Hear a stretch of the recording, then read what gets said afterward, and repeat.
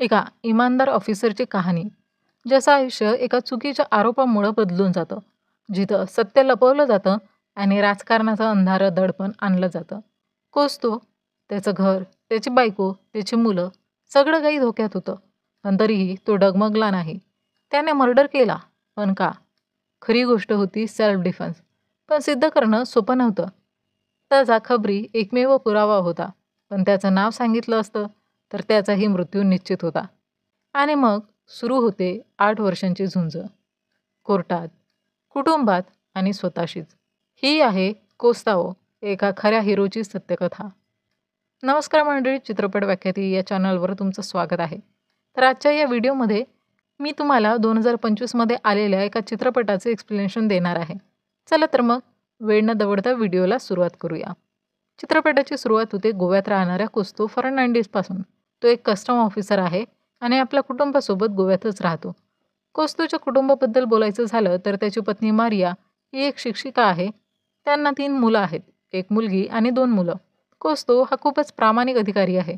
इतकंच काय तर त्याला खेळामध्येही खूप रस होता आणि त्याची नोकरी त्याला स्पोर्ट्स कोठ्यामधूनच मिळाली होती. एक दिवशी कोस्तोला एक टीप मिळते की डिमोलो नावाच्या व्यक्तीचं बरंचसं सोनं स्मगल केलं जाणार आहे. हे कळताच कोस्तो आपल्या वरिष्ठ अधिकाऱ्यांना माहिती देतो. त्यानंतर रेडची सगळी प्रक्रिया पूर्ण केली जाते आणि ते त्या जहाजावर जातात जिथून हे सोनं स्मगल होणार होतं. तेव्हा संपूर्ण जहाज तपासलं जातं, पण तिथं त्यांना काहीच सोनं सापडत नाही. हे पाहून कोस्तो खूपच हैराण होतो, कारण ही माहिती त्याला त्याच्या खूपच खास खबऱ्याकडून मिळाली होती. कोस्तोला समजत नव्हतं की असं वारंवार कसं होतं की जेव्हा ते डिमोलेचं सोनं पकडायला जातात तेव्हा काहीच सापडत नाही. त्यामुळे त्याला पूर्ण खात्री होती की जेव्हा ते सगळी प्रक्रिया पूर्ण करतात तेव्हा कुणीतरी डिमेलोला माहिती पुरवतं आणि याच कारणामुळं ते डिमेलोचं सोनं पकडू शकत नव्हते. आता डिमेलोबद्दल बोलायचं झालं तर तो आधी एक मच्छीमार होता. त्यानंतर तो कस्टमवाल्यांचा खबरी बनला आणि मग स्वतःच सोनं स्मगल करायला लागला. आता तो राजकारणात उतरून पूर्ण गोव्यावर राज्य करायचं स्वप्न पाहतो आहे. आणि हेच कारण होतं ज्यामुळे कोस्तोला काहीही करून डिमेलोला पकडणं गरजेचं वाटत होतं. याचमुळे कोस्तो आपल्या कामात खूप लक्ष देत असे आणि आपल्या कुटुंबाला तो फारसा वेळ देऊ शकत नव्हता. त्यामुळे त्याचं आणि त्याची बायको मारियामध्ये नेहमीच भांडण होत असत. एक दिवस कोस्तो मारियाला डिनरला घेऊन जातो, पण तिथंही त्याचं लक्ष फक्त कामातच होतं. हे पाहून मारिया खूपच चिडते. तेवढ्यात डिमेलोचा भाऊ पीटर त्यांच्यासाठी ड्रिंक सर्व करतो. हे पाहून मारिया थोडीशी खुश होते, पण कोस्तो ते ड्रिंक स्वीकारत नाही. पीटर कोस्तोलाच लाच देऊ पाहत होता, जेणेकरून त्याने पुढच्या वेळेस त्यांच्या कामात अडथळा आणू नये. पण कोस्तो यासाठी तयार नव्हता, कारण तो अत्यंत प्रामाणिक अधिकारी असतो. ही सगळी चर्चा तो पीटरसोबत करतो. हे पाहून मारिया अजूनच चिडते आणि तिकडून निघून जाते, कारण कोस्तो तिला क्वालिटी टाईम द्यायला घेऊन आला होता. पण इथे येऊनही तो आपलं कामच करत असतो.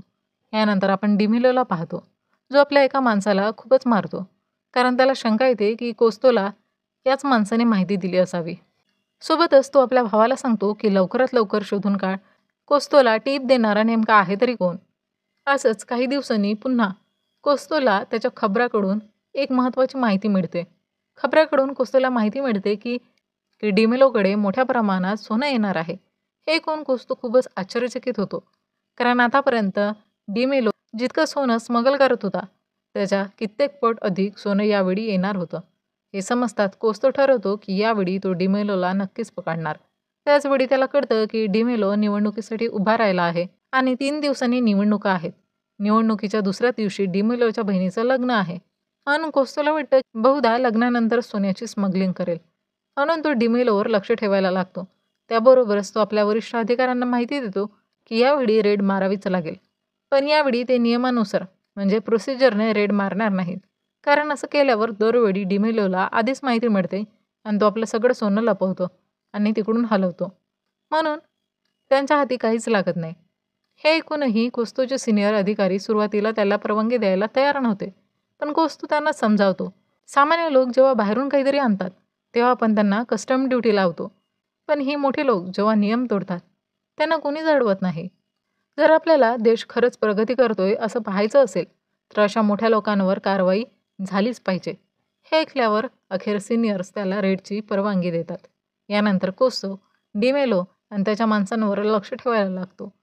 तो इतकं काम करत असतो की त्याला झोपेचीही फिकीर राहत नाही. एक दिवस कोस्तो झोपेत असतानाच त्याचा खबरी येतो आणि त्याला जागा करतो. तो सांगतो की सोनं पोहोचलं आहे आणि ते लोक ते घेऊन जात आहेत. हे ऐकून कोस्तो खूपच धक्का खातो. कारण त्याला वाटतं की हे स्मगलिंग बहिणीच्या लग्नानंतरच होईल. पण लग्नाच्या दिवशी सोनं स्मगल केलं जात होतं. हे ऐकताच कोस्तो ताबडतोब तिथून निघतो त्यांना पकडण्यासाठी. पण त्याच्याकडे मोबाईल नव्हता. त्यामुळे तो आपल्या टीमला काहीही सांगू शकत नव्हता. यानंतर कोस्तो समुद्रकिनारी जातो आणि पाहतो की पीटर आपली गाडी सोन्याने भरत आहे.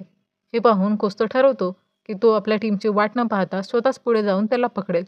तो पाहतो की पीटरनं संपूर्ण सोनं कारमध्ये भरलं आहे आणि आता तो निघणार आहे. हे पाहून कोस्तो एक चिठ्ठी लिहितो आणि एका मच्छीमाराकडे देतो की ती त्याने मारियापर्यंत पोहोचवावी. यानंतर कोस्तो पीटरचा पाठलाग करायला लागतो. तो मच्छीमार मारियाकडे जातो आणि तिला ती चिठ्ठी देतो. त्या चिठ्ठीत कोस्तोने लिहिलेलं असतं की तिने त्याच्या सिनियर्स अधिकाऱ्यांशी संपर्क करावा. ते वाचल्यावर मारिया कोस्तोच्या सिनियर्सना सगळी माहिती देते आणि दुसरीकडे कोस्तो पीटरचा पाठलाग करत असतो आणि पीटर त्याला असं करताना पाहतो. आता कोस्तोपासून सुटका करण्यासाठी पीटर त्याचा अपघात घडवतो आणि तिकडून निघून जातो. पण तरीही कोस्तो त्याचा पाठलाग थांबवत नाही आणि थेट त्याच्या कारमध्ये घुसतो. त्यानंतर तो पीटरला पकडतो आणि पीटर त्याला पळवण्यासाठी त्याच्यावर हल्ला करतो. कोस्तो त्याला थांबवण्याचा खूप प्रयत्न करतो, पण पीटर त्याच्यावर सतत हल्ला करत असतो. खरं तर पीटरकडे एक चाकू असतो आणि तोच वापरून तो कोस्तोवर हल्ला करत असतो. आता स्वतःचा बचाव करण्यासाठी कोस्तोही त्याच्यावर हल्ला करतो, पण तो चाकू थेट पीटरच्या गळ्याला लागतो. त्यामुळे पीटरचा जागीच मृत्यू होतो. यानंतर कोस्तो कारमधून बाहेर येतो, तर तिथं खूप लोक जमा झालेली असतात. कोस्तो त्यांना सांगतो की पीटर सोनं स्मगल करत होता. तो कारची डिक्की उघडून त्यांना ते सगळं सोनंही दाखवतो. तो लोकांना सांगतो की ही कार कस्टम ऑफिसर किंवा पोलीस स्टेशनमध्ये घेऊन जायची आहे, पण कोणीही पुढे येत नाही, कारण सगळेच घाबरलेले असतात. तेवढ्यात कोस्तो पाहतो की डिमेलोचे लोक तिकडे येत आहे आणि हे पाहताच कोस्तो तिकडून निघून जातो. कारण कोस्तोला माहिती होतं जर डिमेलोच्या माणसांना हे कळलं की कोस्तोने पीटरला मारला आहे, तर ते त्याला जिवंत सोडणार नाही. त्याबरोबरच कोस्तो अशा अवस्थेतही नव्हता की तो स्वतः गाडी चालवू शकेल. त्यामुळे तो पायीच तिकडून पडून जातो. आता डिमोलीचे लोकही त्याचा पाठलाग करायला लागतात.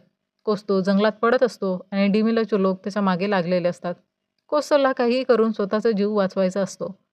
त्याचवेळी जेव्हा मारियाला कळतं की कोस्तोने पीटरचा खून केला आहे, तेव्हा ते खूपच हादरते. डिमेलोची माणसं कोस्तोच्या घरावर नजर ठेवून असतात. ही गोष्ट समजल्यावर मारिया खूपच घाबरते, कारण तिला कोस्तोचा काहीच थांगपत्ता लागत नव्हता. आता आपण डिमेलोला पाहतो, जो आपल्या भावाच्या मृत्यूमुळे खूपच दुःखी असतो आणि तो फक्त हेच इच्छित असतो की काहीही करून कोस्तो त्याच्या हाती लागावा, जेणेकरून तो आपल्या भावाच्या मृत्यूचा बदला घेऊ शकेल. यानंतर आपण पाहतो की 24 तासानंतर कोस्तो आपल्या खबऱ्याच्या संपर्कात येतो. त्याचा खबरी त्याला सांगतो की पोलीस आणि डिमेलोचे लोक दोघंही त्याचा शोध घेत आहे, म्हणून कोस्तोचं वाचणं फारच कठीण आहे. पण कोस्तो त्याला म्हणतो की चिंता करू नकोस. यानंतर कोस्तो आपल्या सिनियर्सना इन्फॉर्म करतो की तो जिवंत आहे. हे ऐकल्यावर त्याचे सिनियर्स त्याला म्हणतात की कोस्तोने इतका मोठा धोका घ्यायला नको होता. ते बोलतात की आता त्याने सरेंडर करावं, नाहीतर परिस्थिती आणखी बिघडेल. आता आपल्या सिनियरचं म्हणणं ऐकून कोस्तो त्या पोलीस स्टेशनमध्ये शरण जातो, जिथला पोलीस ऑफिसर त्याचा मित्र असतो. त्यानंतर कोस्तोला वैद्यकीय उपचारासाठी पाठवण्यात येतं, कारण त्याला खूप गंभीर जखमा झालेल्या असतात. पण जेव्हा कोस्तो हॉस्पिटलमध्ये असतो, तेव्हाच डिमेलोच्या माणसं त्याच्यावर हल्ला करतात. पण कोस्तो त्यांच्याशी झुंज देतो आणि तेवढ्यात पोलीस येऊन त्याला वाचवतात. हे सगळं पाहून कोस्तोला समजतं की आता त्याच्या अडचणी वाढणार आहेत. काही वेळाने कोस्तोला डिस्चार्ज मिळतो आणि तो घरी येतो. पण मारिया त्याच्यावर खूप नाराज होती, कारण कोस्तोने आयुष्यात एवढा मोठा धोका पत्करला होता, ज्यामुळे तिच्या आणि तिच्या कुटुंबाच्या जीवाला धोका होता. म्हणूनच कोस्तोच्या सिनियर्सने त्याला सल्ला दिला होता की क्वार्टर्समध्ये शिफ्ट व्हावं, कारण तिथे त्याचं योग्य रक्षण केलं जाईल. कोस्तोही मान्य करतो आणि तिकडे शिफ्ट होतो. पण ते क्वार्टर्स खूपच छोटं असतं, त्यामुळे तिथे त्या सगळ्यांना खूप ॲडजस्ट करावं लागणार होतं. दुसरीकडे डिमेलो इलेक्शन जिंकतो आणि इलेक्शन जिंकल्याबरोबरच तो आपल्या भावाच्या मर्डरसाठी CBI इन्क्वायरी ठेवतो, जेणेकरून त्याला त्याच्या भावाचा मृत्यूचा बदला घेता येईल. पण जो इन्व्हेस्टिगेशन ऑफिसर होता, तो खूपच जास्त करप्ट होता. तो मुद्दामच कोस्तोला त्रास देण्यासाठी दररोज सकाळी 8 वाजता बोलवून संध्याकाळी 5 वाजेपर्यंत ऑफिसमध्येच त्याला बसवून ठेवत होता. त्याबरोबरच जे साक्षीदार होते, ज्यांना कोस्तोने स्मगल केलेलं सोनं दाखवलं होतं, त्यांनाही खूप धमकावलं जातं. त्यामुळे ते गवाही द्यायला तयार नव्हते. पण कोस्तो हार मानत नाही. त्याने पुन्हा आपली नोकरी सुरू केली. पण त्याला रेड मारण्याची परवानगी नव्हती. कोस्तोला फक्त ऑफिस वर्कच करायचं होतं. आणि तेवढ्यात कोर्टाचा निकाल येतो.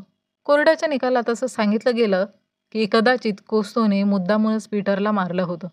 म्हणून त्याच्यावर मर्डर इन्व्हेस्टिगेशन व्हायला हवी.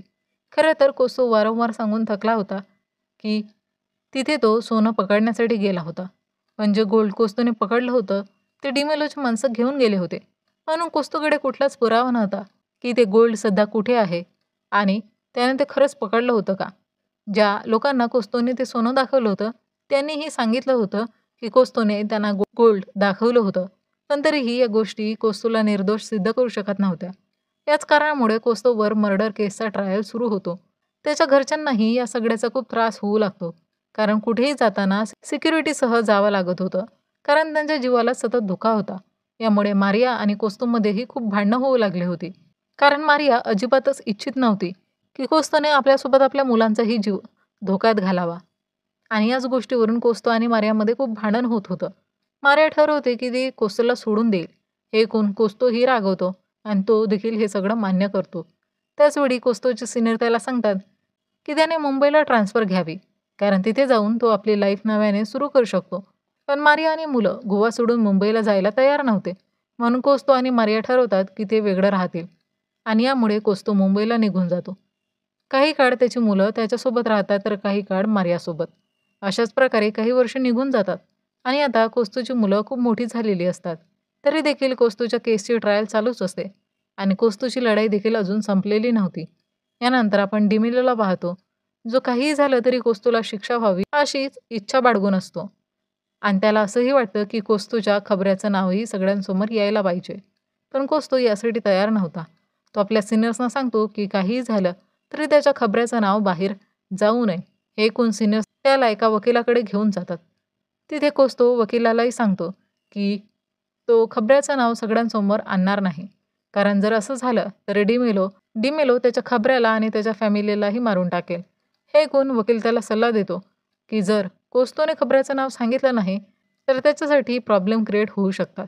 पण कोस्तो म्हणतो की जरी त्याला शिक्षा झाली तरी चालेल, पण तो खबऱ्याचं नाव पुढे येऊ देणार नाही. यानंतर कोर्ट केस सुरू होते. कोर्टात कोस्तो पीटरच्या बायकोला पाहतो. ती त्याच्याकडे खूप रागाने पाहत होती. हे पाहून कोस्तोला खूप वाईट वाटतं. कारण जरी पीटर चुकीच्या मार्गावर होता तरी तो तिचा हसबंड होता आणि तो आपल्या मुलांचा वडील होता, ज्यांच्यावर तो खूप प्रेम करायचा. आणि कोस्तोला पीटरच्या घरच्यांचं दुःख समजून येत होतं. कदाचित यामुळेही कोस्तोला स्वतः खूप अपराधी भावना येत होती. कारण अनावधानाने का होईना त्याच्याकडून पीटरचा खून झाला होता. म्हणून तो पीटरच्या कबरेवर जातो आणि त्याची माफी मागतो. सोबतच कोस्तोने जी विनंती केली होती की त्याच्या खबऱ्याचं नाव उघड केलं जाऊ नये ती कोर्टात मान्य केली जाते. यानंतर पुन्हा काही वर्ष ही केस सुरूच राहते. पण आता कोस्तोला या सगळ्यांचा खूप कंटाळा आलेला असतो आणि तो कोर्टात जाणं बंद करतो. इतकं की जेव्हा निकालाचा दिवस येतो तेव्हाही तो कोर्टात जात नाही. थोड्या वेळाने त्याच्या सिनियरचा फोन येतो आणि ते त्याला सांगतात की कोर्टाचा निकाल आला आहे. कोस्तोने जे काही केलं ते सेल्फ डिफेन्समध्ये केलं होतं. त्याला सेल्फ डिफेन्समध्ये पीटरला मारणं भाग पडलं कारण तो स्वतःचा जीव वाचवत होता. कोस्तोने प्रामाणिकपणे आपली ड्युटी बजावली होती. तो एक ऑनेस्ट ऑफिसर होता आणि या केसमुळे त्याच्या आयुष्यातील 8 वर्ष वाया गेली होती. म्हणून कोर्ट त्याची माफी मागतं. कारण कोस्तोने आपलं जीवन धोक्यात घालून आपलं कर्तव्य पार पाडलं होतं. पण तरीही त्याला ही सगळी त्रासदायक प्रक्रिया भोगावी लागली. शिवाय कोस्तोवर लावलेला पीटरचा मर्डरचा आरोपही कोर्ट काढून टाकतं. हे सगळं ऐकून कोस्तो खूप आनंदी होतो. तो गोव्यात परततो आणि आपल्या कुटुंबाशी भेटतो. त्याच्या पत्नीला वाटतं की आता कदाचित कोस्तो पुन्हा आपल्या कुटुंबात सामील होईल. पण कोस्तो तिला सांगायला लागतो की पुढे तो कुठल्या कुठल्या लोकांना पकडणार आहे आणि कशा प्रकारे रेड टाकणार आहे, जेणेकरून तो आणखी अशा स्मगलर्सला पकडू शकेल. त्याचबरोबर तो स्पोर्ट्समध्येही खूप ॲक्टिव्ह होऊ इच्छितो. हे पाहून त्याच्या पत्नीला कळून जातं, जरी कोस्तो आपल्या कुटुंबावर खूप प्रेम करत असला, तरी तो आपल्या जॉबवर आणि स्पोर्ट्सवर तितकंच प्रेम करतो. आणि मग मारियाही हे सगळं स्वीकारते आणि कोस्तोला थांबवण्याचा प्रयत्न करत नाही. यानंतर कोस्तो अनेक स्पोर्ट्स स्पर्धांमध्ये भाग घेतो आणि आपल्या नोकरीतही पुन्हा उत्साहाने काम करू लागतो. आणि यासोबतच हा चित्रपट इथे संपतो. चित्रपट संपल्यानंतर आपल्याला खऱ्या कोस्तोचा फोटो दाखवला जातो. तर मंडळी, हे होतं कोस्तो मूव्हीचं एक्सप्लेनेशन. तुम्हाला हा मूव्ही आणि माझं एक्सप्लेनेशन कसं वाटलं ते कमेंटमध्ये नक्की सांगा. व्हिडिओ आवडल्यास व्हिडिओला लाईक करा आणि चॅनलला सबस्क्राईब करा. सोबतच बेल आयकॉनला प्रेस करा. म्हणजे येणाऱ्या प्रत्येक नवीन व्हिडिओची नोटिफिकेशन तुम्हाला सर्वात आधी मिळेल. चला तर मंडळी, भेटूया लवकरच एका नवीन व्हिडिओमध्ये. तोपर्यंत टाटा, बाय बाय.